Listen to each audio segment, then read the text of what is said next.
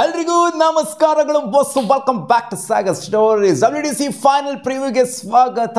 ಈ ವಿಡಿಯೋನ ಅದೆಷ್ಟು ಜನ ನೋಡ್ತಿರೋ ಗೊತ್ತಿಲ್ಲ, ತೀರಾ ಕಡಿಮೆ ಜನನೇ ನೋಡೋದು ನನಗೆ ಗೊತ್ತು. ಯಾಕಂದರೆ ಇಂಡಿಯಾ WDC ಫೈನಲ್ನ ಆಡ್ತಾ ಇಲ್ಲ ಅಂತ ಲಾಸ್ಟ್ 2 ಸೀಸನ್ ಆಡಿತ್ತು, ಫೈನಲ್ಗೆ ಬಂದ್ಬಿಟ್ಟು ಉಣ್ಕೊಂಡು ಹೋಗಿದ್ವಿ. ಬಟ್ ಈ ಸೀಸನು ಬೇರೆ ಬೇರೆ ಟೀಮ್ಗಳನ್ನೇ ಆಡ್ತಾ ಇದ್ದಾವೆ. ಡಿಫೆಂಡಿಂಗ್ ಚಾಂಪಿಯನ್ಸ್ ಆಸ್ಟ್ರೇಲಿಯಾ ಆಡ್ತಾ ಇತ್ತು ಅಂದರೆ ಈ ಕಡೆ ಸೌತ್ ಆಫ್ರಿಕಾನು ಕೂಡ ಆಡ್ತಾ ಇದೆ. ಕಷ್ಟಪಟ್ಬಿಟ್ಟು ಬಂದಿರುವಂಥ ಸೌತ್ ಆಫ್ರಿಕಾ ಏನು ಆಸ್ಟ್ರೇಲಿಯಾ ಕಷ್ಟಪಟ್ಟಿಲ್ಲ ಅಂತ ಅಲ್ಲ. ಬಾರ್ಡರ್ ಗವಾಸ್ಕರ್ ಟ್ರೋಫಿಲಿ ಜಿದ್ದಿ ಫೈಟ್ ಮಾಡಿಬಿಟ್ಟು ಗೆದ್ಬಿಟ್ಟು ಶ್ರೀಲಂಕಾ ಮೇಲೆಲ್ಲ ಗೆದ್ಬಿಟ್ಟು ಬರ್ತಾ ಇರೋಂಥ ಆಸ್ಟ್ರೇಲಿಯನ್ ಟೀಮು, ಈ ಕಡೆಯಿಂದ ಮಸ್ತಾಗಿ ಪರ್ಫಾರ್ಮ್ ಮಾಡಿಬಿಟ್ಟು ಬರ್ತಾ ಇರೋಂಥ ಸೌತ್ ಆಫ್ರಿಕನ್ ಟೀಮು, ಎರಡೂ ಕೂಡ ಹೆವಿಲಿ ಕಾಂಪಿಟೇಟಿವ್ ಸೈಡು.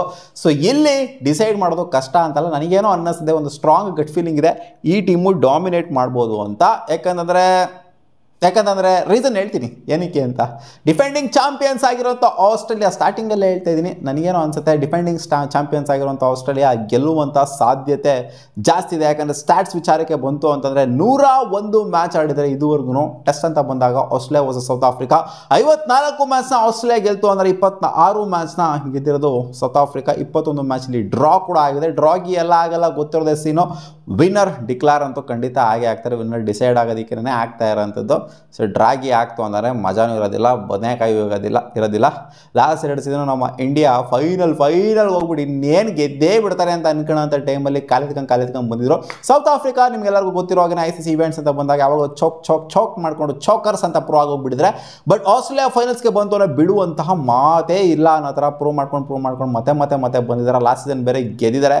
ಜೊತೆಗೆ ಜಾಶ್ ಹೈಜರ್ವುಡ್ ಏನೋ ಫೈನಲ್ ಇದ್ದಾರೆ ಅಂತಂದರೆ ಅವರು ಸೋತಿರುವಂಥ ಮಾತೇ ಇಲ್ಲ. ಅದು ಇಂಟರ್ನ್ಯಾಷನಲ್ ಸೈಡಲ್ಲಾದರೂ ಆಗಿರಲಿ, ಲೀಗಲ್ಲಾದರೂ ಆಗಿರಲಿ, ಎಲ್ಲೇ ಆಗಿರಲಿ. ನಮ್ಮ RCBಗೆ ನೋಡಿದ್ರಲ್ಲ. ಜೊತೆಗೆ ಇಂಟರ್ನ್ಯಾಷನಲ್ ಸೈಡಲ್ಲೂ ಅಷ್ಟೇ, ಎಲ್ಲಿ ಯಾವ ಲೀಗ್ ಆಡಿದ್ರು ಅವರೇನೋ ಫೈನಲ್ ಇದ್ದಾರೆ ಅಂತಂದರೆ ಅವ್ರು ಸೋತಿರುವಂಥ ಮಾತೇ ಇಲ್ಲ.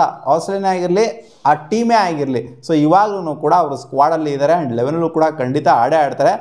147 ಮ್ಯಾಚ್ ಇದುವರೆಗೂ ಲಾರ್ಡ್ಸ್, ಐಕಾನಿಕ್ ಲಾರ್ಡ್ಸ್ ಸ್ಟೇಡಿಯಮಲ್ಲಿ ಆಗ್ತಿದೆ. ಲಾಸ್ಟ್ ಟೈಮು ಇಂಡಿಯಾನ ಹೊಡೆದಿದ್ದು ಕೆನ್ಸಿಂಗ್ಟನ್ ಓವಾಲಲ್ಲಿ, ಲಂಡನಲ್ಲೇ. ಸೊ ಅನ್ಫಾರ್ಚುನೇಟ್ಲಿ ಸೋತ್ವಿ. ಸೊ ಇಲ್ಲಿ ಆಸ್ಟ್ರೇಲಿಯಾಗೆ ಎಕ್ಸ್ಪೀರಿಯನ್ಸ್ ಅಂತೂ ಖಂಡಿತ ಇದ್ದೇ ಇದೆ. ಸೌತ್ ಆಫ್ರಿಕಾಗೆ ಕಂಪೇರ್ ಮಾಡ್ತು ಅಂದರೆ ಇವರು ಜಾಸ್ತಿ ನಂಬರ್ ಆಫ್ ಮ್ಯಾಚಸ್ನ ಇಲ್ಲಿ ಆಡಿದ್ದಾರೆ Australian team. South Africa versus Australia ಲಾರ್ಡ್ಸಲ್ಲಿ 113 ವರ್ಷ ಆದಮೇಲೆ ಆಗ್ತಾ ಇರುವಂಥ ಮ್ಯಾಚು. 113 ವರ್ಷದಿಂದ ಸೌತ್ ಆಫ್ರಿಕಾ ವರ್ಸಸ್ ಆಸ್ಟ್ರೇಲಿಯಾ ಲಾರ್ಡ್ಸಲ್ಲಿ ಆಗಿತ್ತು. ಸೊ ಅದು ಐಕಾನಿಕ್ ಗ್ರೌಂಡು, ಒಂಥರ ಏನು ಹೇಳ್ತಾರೆ, ಕ್ರಿಕೆಟ್ನ ಕಾಶಿ ಅಂತ ಹೇಳ್ತಾರೆ ಲಾರ್ಡ್ಸ್ ಸ್ಟೇಡಿಯಂನ. ಆ ಒಂದು ಸ್ಲೋಪ್ ಇರೋವಂಥ ಸರ್ಫೇಸು, ಈ ಥರ ಸ್ಟೇಡಿಯಂ ಡಿಫ್ರೆಂಟ್ ಆಗಿರೋಂಥ ಸ್ಟೇಡಿಯಮ್ಮು ಎಲ್ಲೂ ನೋಡೋದಕ್ಕೆ ಸಿಗೋದಿಲ್ಲ. So big stadium, big venue, big stage. ನೋಡೋಣ ಅದೇನಾಗುತ್ತೆ ಅಂತ. 147 ಮ್ಯಾಚ್ ಇದುವರೆಗೂ ಟೆಸ್ಟ್ ಮ್ಯಾಚ್ ಆಗಿರೋದು ಲಾರ್ಡ್ಸಲ್ಲಿ. ಸೊ ಇದಕ್ಕಿಂತ ಜಾಸ್ತಿ ಮ್ಯಾಚ್ ಬೇರೆ ಯಾವೇನೂ ಆಗಿಲ್ಲ ಅಂತ ಕಾಣಿಸುತ್ತೆ. ಯಾಕಂದರೆ ಹಳೇ ಗ್ರೌಂಡು. 53 ಮ್ಯಾಚ್ನ ಇಲ್ಲಿ ಬ್ಯಾಟಿಂಗ್ ಫಸ್ಟ್ ಆಡಿದವ್ರು ಗೆದ್ದರೆ, 43 ಮ್ಯಾಚ್ನ ಬ್ಯಾಟಿಂಗ್ ಸೆಕೆಂಡ್ ಆಡಿದವ್ರು ಗೆದ್ದಿದ್ದಾರೆ. ಆ್ಯಂಡ್ 310 ಇಲ್ಲಿ ಫಸ್ಟ್ ಇನ್ನಿಂಗ್ ಸ್ಕೋರ್ ಆ್ಯಾವ್ರೇಜ್ದು. And 299 average second inning score. Third inning score ಬಂದ್ಬಿಟ್ಟು 256. ಫೋರ್ತ್ ಇನ್ನಿಂಗ್ ಸ್ಕೋರ್ ಬಂದ್ಬಿಟ್ಟು 157. ಗ್ರ್ಯಾಜುಲಿ ಡಿಕ್ರೀಸ್ ಆಗ್ತಾ ಹೋಗ್ತಾ ಇರುತ್ತೆ. ಪಿಚ್ಚು ವೈರ್ ಆ್ಯಂಡ್ ಟೇರು ಆಗ್ತಾ ಇದ್ದಂಗೆ. ಸೊ ಫಸ್ಟ್ ಇನ್ನಿಂಗ್ ಸ್ಕೋರು ಏನಾದ್ರು 310 ಏನಾದ್ರು ಹೊಡೆದ್ರು ಅಂತಾನೆ, 300+ ಏನಾದ್ರು ಕ್ಲಾಕ್ ಮಾಡಿದ್ರು ಫಸ್ಟ್ ಬ್ಯಾಟಿಂಗ್ ಆಡಿದ್ರು ಅಂತಂದರೆ, ಸೊ ಒಳ್ಳೆ ಟೋಟಲ್ನ ಕಲೆ ಹಾಕಿದ್ದಾರೆ ಅಂತಲೇ ಅರ್ಥ. ಸೊ ಆಬ್ವಿಯಸ್ಲಿ ಟಾಸ್ ಗೆದ್ದವರು ಯೂಶಲಿ ನಾವು ಟೆಸ್ಟಲ್ಲಿ ನೋಡೋದು ಬ್ಯಾಟಿಂಗೇ ಆಯ್ಕೆ ಮಾಡ್ಕೊತಾರೆ. ನೋಡೋಣ ಇಲ್ಲದೇನು ಆಯ್ಕೆ ಮಾಡ್ಕೊತಾರೆ ಅಂತ. ಗೊತ್ತಿರೋದೇ ಇಂಗ್ಲೆಂಡ್ ಕಂಡೀಷನ್ಸಲ್ಲಿ ಪೇಸಸ್ಗಳು ಡಾಮಿನೇಟ್ ಮಾಡ್ತಾರೆ ಅಂತ. ಸ್ವಿಂಗು ಅದು ಇದು ಎಲ್ಲ ಸಖತ್ತಾಗಿ ಸಿಗುತ್ತೆ ಅಂತ. ಸೀಮು ಸ್ವಿಂಗು ಎಲ್ಲ ಸ್ಪಿನ್ನರ್ಸ್ಗೆ ಕಂಪೇರ್ ಮಾಡ್ತಾರೆ. ಪೇಸಸ್ಗಳನ್ನ ಹೆವಿಲಿ ಎಫೆಕ್ಟಿವ್ ಆಗೋದು. ಆ್ಯಂಡ್ ಪೇಸಸ್ಗಳನ್ನ 4 ಜನ ಪೇಸಸ್ನ ಇಟ್ಕೊಂಡೋದ್ರು ಕೂಡ ಆಶ್ಚರ್ಯ ಪಡುವಂಥದ್ದೆಲ್ಲ ಏನೂ ಇಲ್ಲ ಇಲ್ಲಿ. And south African side Australian ಸೈಡ್ಗೆ ಕಂಪೇರ್ ಮಾಡ್ತು ಅಂತಂದರೆ, ಬೌಲಿಂಗ್ ಅಂತ ಬಂದಾಗ, ಫಾಸ್ಟ್ ಬೌಲಿಂಗ್ ಅಂತ ಬಂದಾಗ ನನ್ನ ಪ್ರಕಾರ ಸ್ವಲ್ಪ ಸ್ಟ್ರಾಂಗ್ ಆಗೇನೆ ಕಾಣಿಸ್ತಾ ಇದ್ದಾರೆ. ಇಲ್ಲಿ ಕಂಪ್ಯಾರಿಸನ್ ಅಂತ ತೊಗೊಳಕ್ಕಾಗೋದಿಲ್ಲ. But South African side bowling ಅಂತ ಬಂದಾಗ ಮಾರ್ಕೋ ಆ್ಯನ್ಸನ್ ಆಗಿರ್ಬೋದು, ಕೇಶವ್ ಮಹಾರಾಜ್ ತೊಗೊಳ್ಳಿ, ಕಗಿಸೋ ರಬಾಡ, ಲುಂಗಿ ಇಂಗಿಡಿನ ತೊಗೊಂತು ಅಂತಂದರೆ, ಸೊ ಫಾಸ್ಟ್ ಬೌಲಿಂಗ್ ಅಟ್ಯಾಕ್ ಏನಿದೆ, ಮಾರ್ಕೋ ಆ್ಯನ್ಸನ್ನು, ಲುಂಗಿ ಇಂಗಿಡಿ ಜೊತೆಗೆ ರಬಾಡ. ಸೊ ನನ್ನ ಪ್ರಕಾರ ಸಖತ್ ಫಾಸ್ಟ್ ಬೌಲಿಂಗ್ ಅಟ್ಯಾಕ್ ಇದೆ ಅಂತ ಅನ್ನಿಸ್ತಾ ಇದೆ ಮಗ. ಆ್ಯಂಡ್ ಬ್ಯಾಟಿಂಗ್ ಅಂತ ಬಂದಾಗ ಆಲ್ರೌಂಡರ್ ಆಗಿರೋಂಥ ಮಲ್ಡರ್ನ ಆಡಿಸ್ತಾರ, ಅಥವಾ ಬೌಲಿಂಗ್ ಕೂಡ ಯೂಸ್ ಆಗುತ್ತೆ ಅಂತ, ಅಥವಾ ಇಲ್ಲಿ ಟೋನಿ ಅವ್ರನ್ನ ಜೆನ್ಯೂನ್ ಬ್ಯಾಟರ್ನ ಆಡಿಸ್ತಾರ ಅಂತ ನಾವು ಇಲ್ಲಿ ಕಾದು ನೋಡಬೇಕಾಗಿದೆ.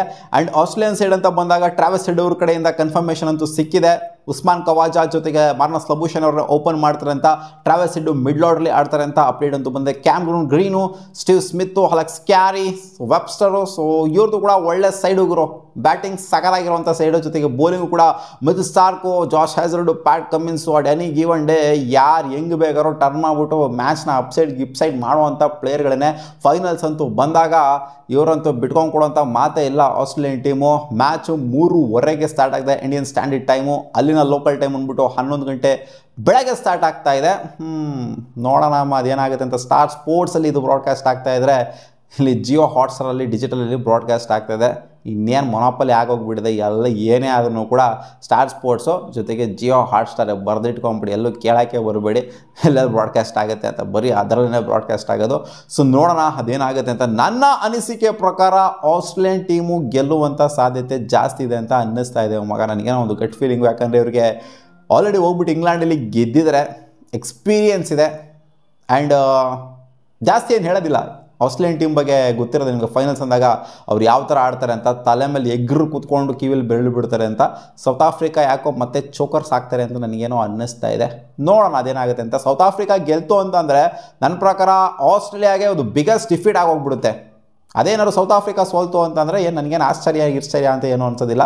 ಆಸ್ಟ್ರೇಲಿಯಾ ಗೆಲ್ತು ಅಂದರೆ ಆಶ್ಚರ್ಯ ಎಲ್ಲ ಏನೂ ಅನ್ಸೋದಿಲ್ಲ. ಸೌತ್ ಆಫ್ರಿಕಾ ಗೆಲ್ತು ಅಂದರೆ ಅವನ ಅಜ್ಜಿ ಇಲ್ಲ ಆಗಿರೋ ಪಣ ತೊಟ್ಬಿಟ್ಟು ಹೊಡೆದ್ರು ಅನ್ನೋ ಥರ ಇರ್ತದೆ. ಟೆಂಬಾ ಬೌಮಾ ರೀಸೆಂಟ್ ಮ್ಯಾಚ್ಗಳನ್ನೆಲ್ಲ ಗೆಲ್ಸ್ಕೊಂಬಂದಿರೋದಲ್ಲ, 1 ಮ್ಯಾಚ್ ಅಟ್ ಎ ಟೈಮ್ ತೊಗೊಂಬಂದ್ಬಿಟ್ಟು ಗೆಲ್ಸೋದು. ಯಾಕಂದರೆ ಸಿಕ್ಕಾಪಟ್ಟೆ ಕಡಕಾಗಿದೆ ಅವ್ರದ್ದು ಕ್ಯಾಪ್ಟನ್ಸಿ ಸ್ಟ್ಯಾಟ್ಸ್ ಅಂತ ಬಂದಾಗ. ಯಾಕಂದರೆ ಸೆಕೆಂಡ್ ಫೇಸ್ ಏನು ಆಡಿದ್ರು, ಸೆಕೆಂಡ್ ಸೈಕಲಲ್ಲಿ ಅವನ ಅಜ್ಜಿ ಕ್ರೇಜಿಯಾಗಿ ಆಡಿದ್ರು ಅವರು. ಅವನ ಅಜ್ಜಿ ನೆಕ್ಸ್ಟ್ ಲೆವೆಲಾಗಿ ಕ್ಯಾಪ್ಟನ್ಸಿನ ನಿಭಾಯಿಸಿದ್ದು, ಜೊತೆಗೆ ಪ್ಲೇಯರ್ಸ್ಗಳನ್ನ ಕೂಡ ಅದೇ ಥರ ಪರ್ಫಾರ್ಮ್ ಮಾಡಿದ್ದಾರೆ. ನೋಡೋಣ ಅದೇನು ಆಗುತ್ತೆ ಅಂತ. ನಿಮ್ಮ ಅನಿಸಿಕೆ ಕಾಮೆಂಟ್ ಸೆಕ್ಷನಲ್ಲಿ ಹಾಕಿ, ಆಸ್ಟ್ರೇಲಿಯಾ ಸೌತ್ ಆಫ್ರಿಕಾನ ಅಂತ. ಮತ್ತೆ ಸಿಗೋಣ, ಬಾ.